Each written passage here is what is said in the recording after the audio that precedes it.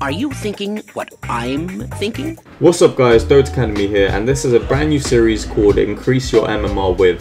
In this series we're going to be talking about laning mechanics, suggestions, game sense, in-game decision making and all that good stuff in order for you guys to increase your MMR with a particular hero.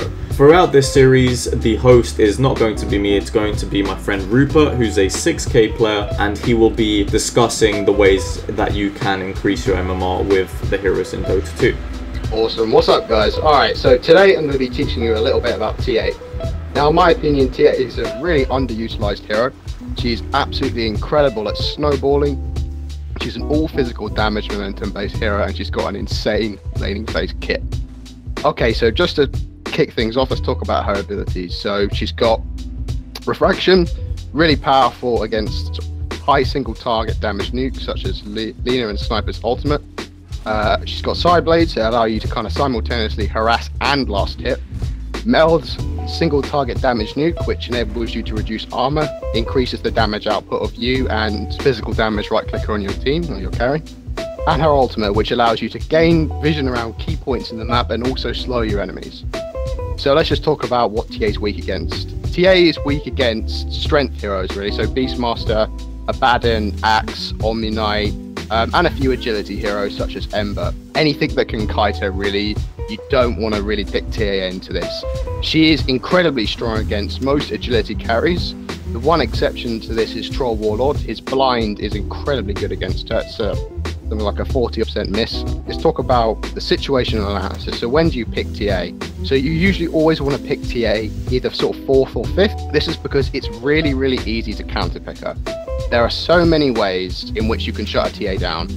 For example, an Axe pick is going to completely ruin your game. A Beastmaster pick is going to ruin your game, and a Abaddon is going to ruin your game. So what you ideally want to do is, while you're picking, you want to say straight away to your team, listen guys, please can I pick 4th or 5th? Hopefully that'll allow you to pick it at that point. If not, it's okay to pick a sort of 3rd or 2nd, but ideally you kind of want to move her towards the end of the drop.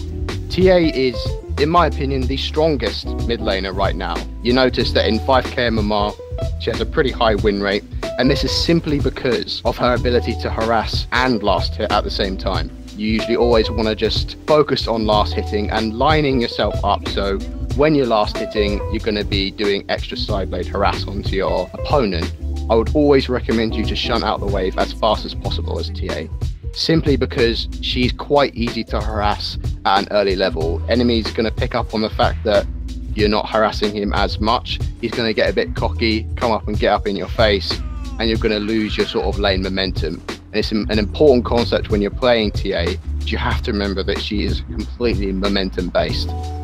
Okay, so you notice the first thing I start doing as TA is I instantaneously start hitting the wave.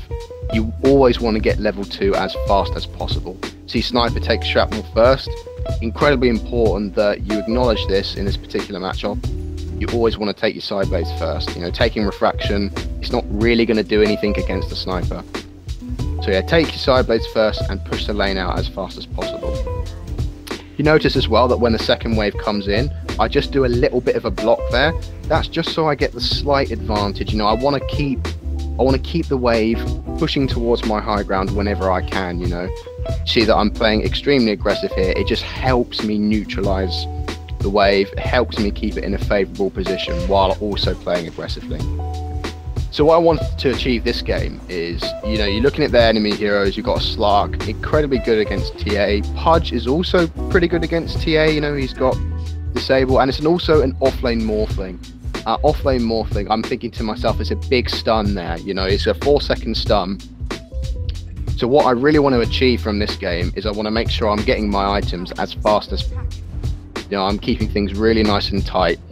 And how I do this is you want to always making sure you're playing from the advantage. So I'm going to outlane the Sniper. I know my kit's stronger than him. So what I'm always going to do is I'm just going to keep the lane pushed out, and then when the lane's pushed out, I'm just going to go and farm up the jungle, grab my items, make sure I hit an 11-minute Desolator, and then I'll move straight into mobility. So I want to pick up the Blink Dagger straight away this game. I know it's going to be extremely useful. You never really want to skip Blink Dagger on the TA. You could In fact, in some cases, you can go Dragon Lance straight after your Deso, and it does work in specific instances. But for this game here, I know it's going to be all about maintaining control, because we also have a Bounty Hunter on our team, and Bounty Hunter synergizes with TA extremely well in the sense that they both want to achieve the same thing. Bounty Hunter wants to take chaotic mid-game fights and snowball a massive gold advantage, which you can then take high ground as early as possible. And that's essentially exactly what TA wants to do. So I'm just thinking to myself, keeping the farm nice and tight. I'm not going to worry too much about rotating early on.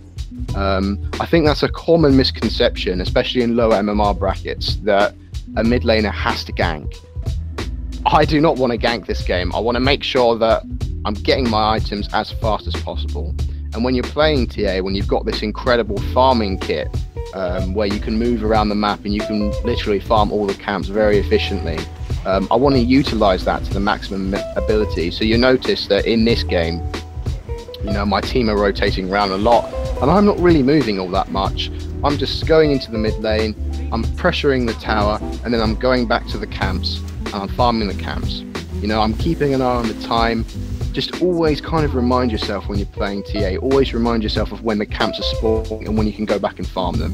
You know, if you miss a 2-minute window where you could have farmed some camps, you're losing out on efficiency there. That's a really key concept of playing TA, is efficiency. You want to be as efficient as possible in the laning phase and the early mid game, so you're making sure you've got your items to snowball into the later parts of the game.